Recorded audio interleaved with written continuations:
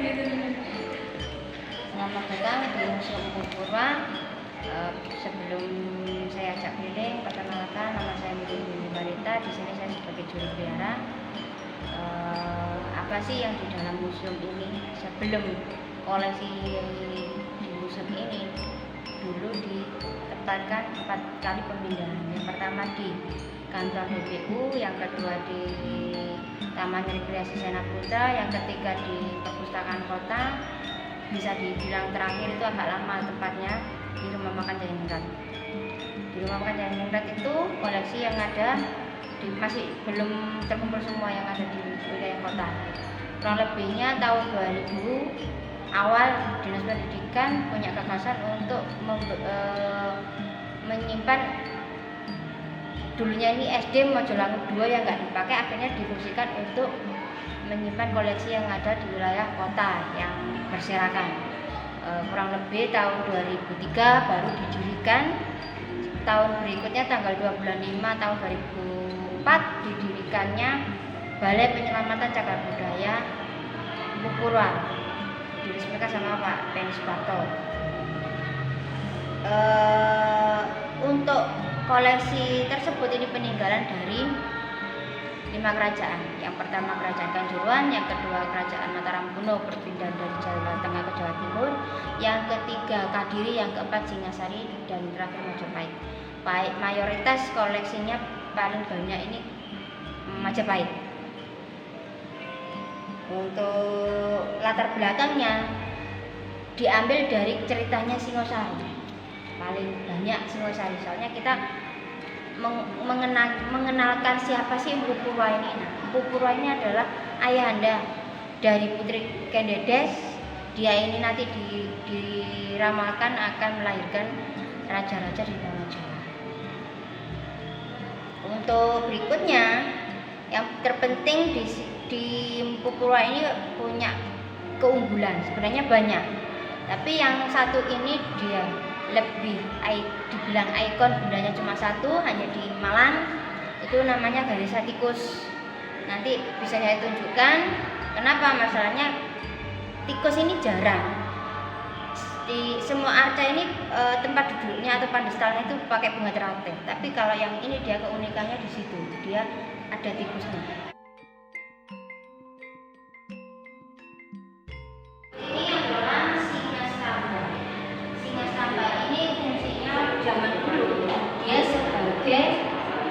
Penjaga, cuman dia ditugaskan menjaga pertapaan. Kalau istilahnya zaman sekarang itu pondok ilmu, pondokan. Nah, tapi kalau ini untuk agama Hindu. Ini pada masa Mataram Kuno, rajanya Erlangga.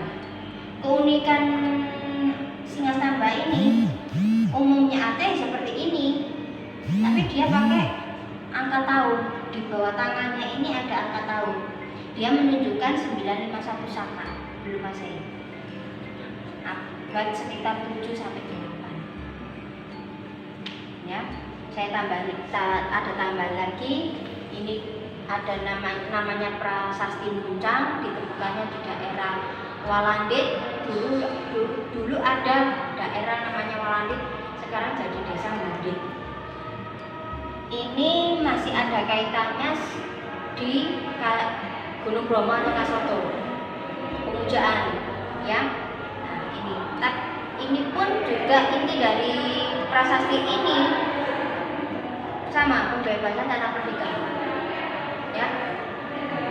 Adapun koleksinya di Empu Purwa ini tidak prasasti, tidak ada, tapi juga ada prasejarah. Kita hampir melupakan namanya animisme sama dinamisme. Kira-kira apa Mbak animisme sama dinamisme? Kepercayaan. Jadi sebelum ada apa? Agama. Apa Tuhan? Tapi sebenarnya Tuhan sudah ada. Siapa yang menciptakan alam semesta ini kalau bukan Tuhan yang Maha Esa? Ya enggak? Ini hampir kita lupakan. Animisme sama dinamisme. Animisme sebelum ada dengan peradaban atau agama. Istilahnya manusia purba, kita menyembah berhala atau batu, baru malah masuknya agama termasuk Hindu. Nah, ini prasejarah. Jadi orang zaman dulu itu memungsikan prasejarah batu gores ini mengasahkan alat pertanian supaya apa? Tanahnya subur, hasilnya melimpah meruah itu tadi. Nih, ada dua jenis, satu batu gores sama batu lumpang. Tapi kalau batu lumpang ini ada dekokan, hampir sama kayak lesung, cuman beda. Dia ini lebih kedalamannya tidak terlalu dalam, tapi hanya beberapa sentimeter. Air hujan pertama kali ini yang mereka ambil, didoakan sambil baca mantra. Akhirnya amerta ini atau air sucinya ini jadi suci. Ya ini yang dibuatkan penduduk orang zaman dulu itu buat apa Mbak? Pestisida. Nah, menghancurkan hama-hama supaya tanahnya subur, tidak dimakan orang. Dulu nggak ada pupuk, nggak ada kemungkinan ya pupuk kandang itu bisa jadi seperti itu. Tapi kalau pestisida itu nggak ada. Kita lanjut ke atas.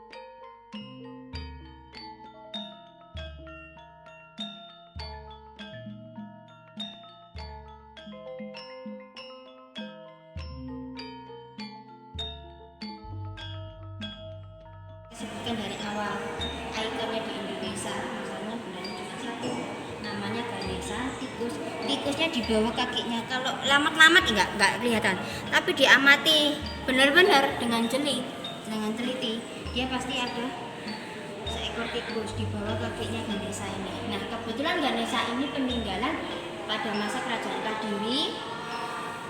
Kebetulan ini dulu dibeli sama kolektor, namanya temennya Pak Jayusman ini.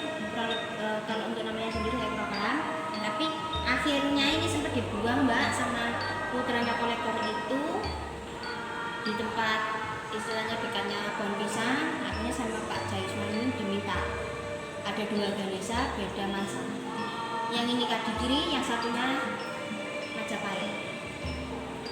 Kenapa masalahnya? Dia kasihan, akhirnya diminta sama Pak Jayusman. Kurang lebihnya tahun 2008 ada peristiwa di Solo, kehilangan artefak tugu, topeng tugu kalau nggak salah. Itu Bu Jayusman ini takut. Sebenarnya masyarakat Malang boleh merawat asal apa? Laporan bahwa saya punya koleksi seperti ini, harus diregistrasi biar tidak ilegal. Kalau belum diregistrasi itu ilegal. Tapi kalau ini sudah legal, masalahnya meskipun peninggalan nenek moyang atau leluhur kita berhak juga memiliki, asalkan ini memang istilahnya asetnya negara. Ya enggak? Iya. Siapa lagi kalau kita turun temurunnya mbah buyut kita yang melestarikan lagi, siapa kalau bukan kita? Betul. Negara lain. Contohnya Belanda. Sebagian besar koleksi ada di sana. Tapi jangan marah, masalahnya kita orang awam, pribumi, dia tidak mau merawat juga, istilahnya dia tidak mempedulikan peninggalan orang zaman dulu. Itu masalahnya Belanda itu tidak punya kayak kita sebagai orang Jawa khususnya ya, punya kerajaan, ya enggak, punya candi, bangunan candi. Tapi orang Belanda nggak punya. Akhirnya dia yang disorot kan itu nilai kebudayaannya.